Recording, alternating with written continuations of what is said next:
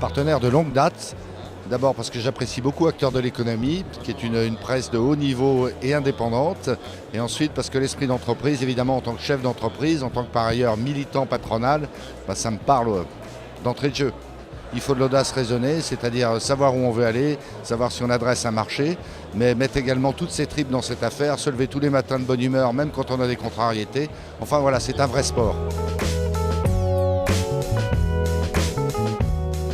Alors éduquer, c'est la source, on peut dire, hein, puisque moi j'ai l'habitude de dire qu'une entreprise, lorsqu'on est manager dans une entreprise, une association, une organisation, l'organisation se doit d'être apprenante. Donc dans mon rôle à la fois de manager, d'animateur, l'éducation, c'est peut-être pas un terme que j'emploie, mais apprendre, entreprendre, être apprenant, être bien traitant, ça me semble aller de source. Donc l'éducation, c'est presque la base.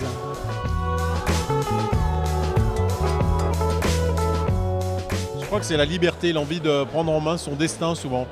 Et de se dire qu'on peut, avec une idée, ma foi, constituer son propre outil de travail et faire ce qu'on a envie de faire. Finalement, moi, c'est la première idée que j'avais quand j'ai créé mon entreprise avec un ami, c'était de se dire, ma foi, on sera nos propres patrons, c'était assez simple. Et puis de pouvoir maîtriser un peu son destin et d'être assez fier de maîtriser son destin. C'est pour moi la première chose. Et puis je crois que ce qui change beaucoup quand même avec la nouvelle génération, c'est que les plus jeunes aujourd'hui veulent donner vraiment du sens à la création d'entreprises et veulent donner du sens aux produits, aux services qu'ils inventent, qu'ils proposent. Et je pense que c'est aussi ça l'esprit d'entreprendre.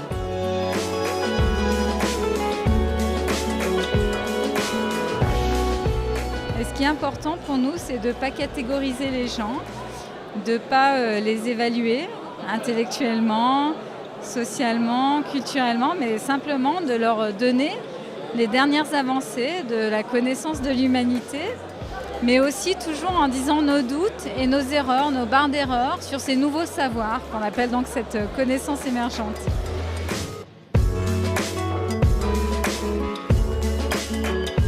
Ce qu'on peut retenir de ces dernières années, et je pense que ce genre de soirée y concourt, c'est que l'esprit d'entreprendre est enfin mis à l'honneur dans ce pays, qu'on parle de la capacité d'entreprendre, la capacité de réussir, qu'on souligne qu'il n'est pas très grave d'échouer parce que ça permet de mieux rebondir.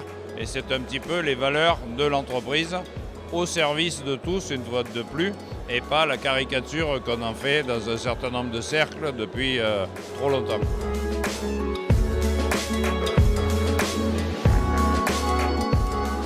Quand on rebondit, c'est qu'on est tombé normalement et qu'on essaie de remonter. Moi, je suis tombé de ma chaise quand j'étais licencié de chez Bonduelle il y a une vingtaine d'années. Et j'ai rebondi en créant une entreprise avec, pour partie, des anciens de chez Bonduelle qui m'accompagnent ce soir, qui sont venus recevoir ce trophée avec moi. Et je leur dédie d'ailleurs une partie de ce trophée. On était 5 ou 6 anciens de chez Bonduelle pour créer une entreprise de salade en sachet 4G, comme 4e gamme. Comment je définis l'esprit d'entreprendre ? Bon, c'est certainement la capacité à vouloir prendre des risques, mais c'est aussi la possibilité de pouvoir se responsabiliser, de pouvoir par rapport à un ensemble de collectifs. Dans l'esprit d'entreprendre, il y a le fait d'entreprendre en collectif. Attention, j'entends beaucoup la notion d'entreprendre de façon individuelle.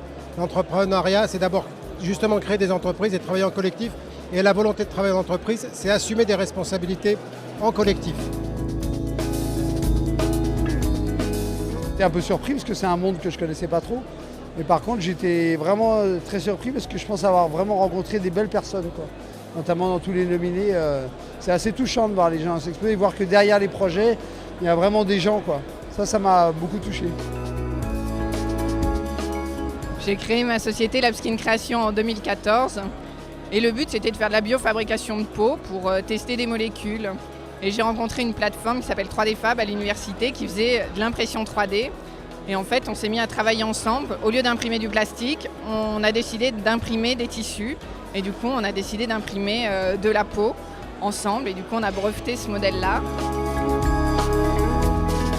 Mobiliser, pour nous, c'est très important parce qu'en fait, Emmaüs Lyon vise à mobiliser beaucoup de choses. Vise à mobiliser tout d'abord nos compagnons pour les faire travailler autour d'un projet commun sur la communauté.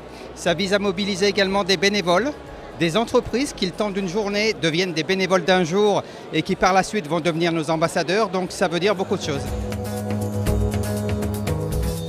Pour moi, c'est avant tout la passion, la curiosité, l'envie d'avancer. Et puis, ça a été dit, donner du sens à son projet.